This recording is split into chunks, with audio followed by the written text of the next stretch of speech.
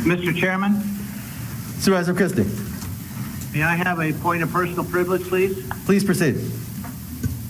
Mr. Chairman, at the October 6, 2020 Board of Supervisors meeting, the board discussed the numerous community complaints regarding elements of enforcement practices by Pima County and the Pima County Health Department being enacted upon restaurants and other businesses. I made two motions. One called for the removal of the so-called wall of shame and the snitch line, and the second motion was requesting a complete revision and analysis of the county's enforcement activities being waged against restaurants as they pertain to COVID-19. Both motions failed. Supervisor Miller then asked this board's majority, why were they so against even discussing current enforcement policies, and to explain their votes against not doing so. Supervisor Miller received no response from this board's majority, and that lack of response was deafening and at the same time very telling and spoke volumes.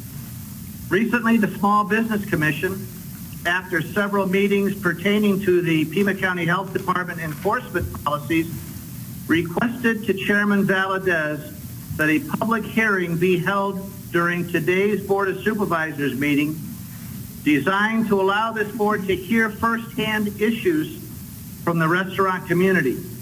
As we now see, that public hearing request never made today's agenda.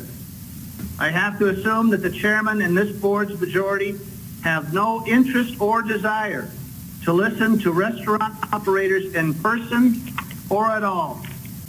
As has been the practice of this board since the first emergency proclamations were initiated many months ago, every board's meeting agenda included an agenda item for discussing and possible action on issues relating and pertaining to COVID-19 updates in Pima County. As we now see also, that same routinely placed COVID-19 update never made today's agenda either.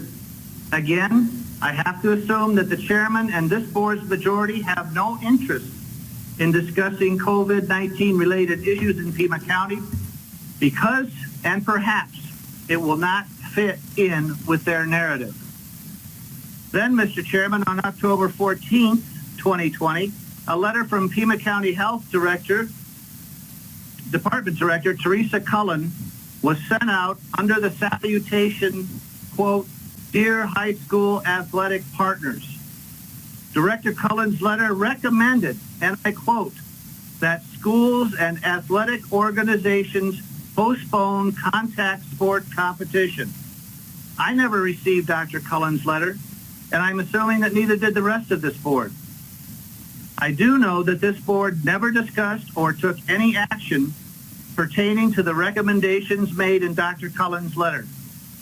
Something as monumental and impactful to parents and student athletes as recommending postponing all contact sports in our schools, along with charging that the Arizona Interscholastic Association has sought to redefine the minimal transmission benchmark, should have warranted, at the very least, a copy to the Board of Supervisors.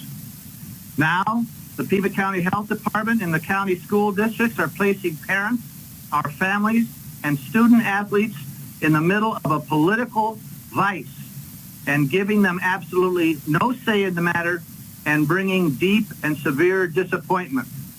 All of these incidents I have cited, Mr. Chairman, display a total and shocking lack of transparency by the Board of Supervisors.